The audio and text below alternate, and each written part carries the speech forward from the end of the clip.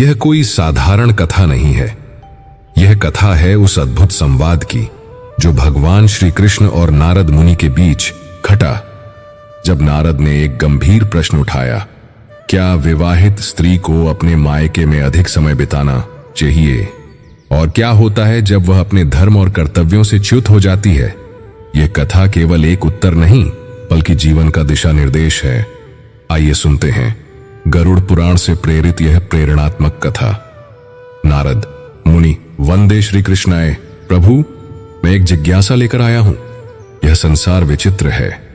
नारी जब विवाह करती है तब वह अपने पति के घर की लक्ष्मी बनती है, परंतु कुछ स्त्रियां विवाह के पश्चात भी अपने मायके में अधिक समय व्यतीत करती हैं। क्या यह धर्म संगत है? श्री कृष्ण मुस्कुराते हुए, नारद, तुम्हारा प्रश्न केवल सामाजिक नहीं बल्कि आध्यात्मिक भी है। सुनो, मैं तुम्हें एक कथा सुनाता हूं जो स्वयं गरुड़ पुराण में वर्णित है। समय की बात है। काशी नगरी में एक ब्राह्मण था, सतीश शर्मा। उसकी पुत्री सुदेवी अत्यंत रूपवती, गुणवती और संस्कारी मानी जाती थी।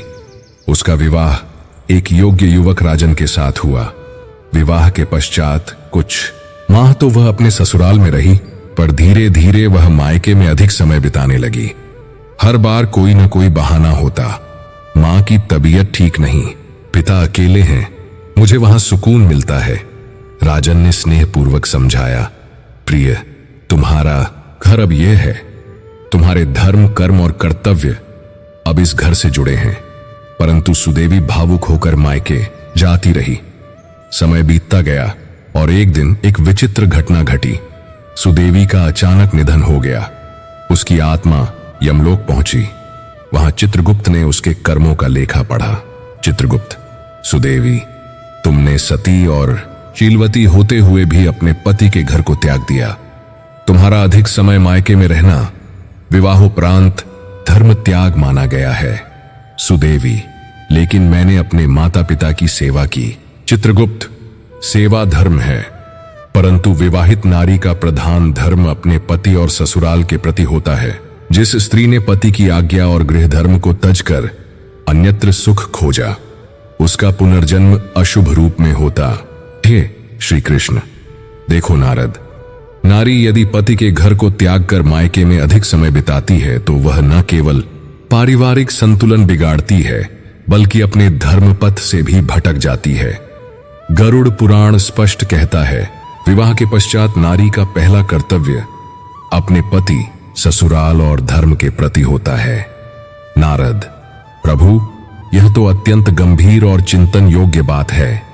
श्री कृष्ण, धर्म केवल कर्म कांड नहीं, वह हमारे आचरण का विज्ञान है। जब हम अपने धर्म में स्थित रहते हैं तभी हमारा जीवन पूर्ण होता है। सुनने वालों, यह कथा मात्र एक पुरानी कहानी नहीं, यह आज के युग में भी उतनी ही प्रासंगिक है। स्वतंत्रता का अर्थ उत्तरदायित्व से मुक्त होना नहीं बल्कि कर्तव्यों की पूर्णता है। गरुड़ पुराण हमें यही सिखाता है।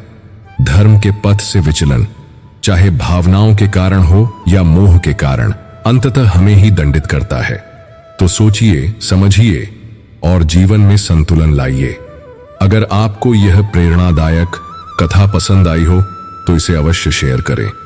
ऐसी और भी आध्यात्मिक कहानियों के लिए हमारे चैनल को सब्सक्राइब करें और कमेंट में लिखें, जय श्री कृष्ण।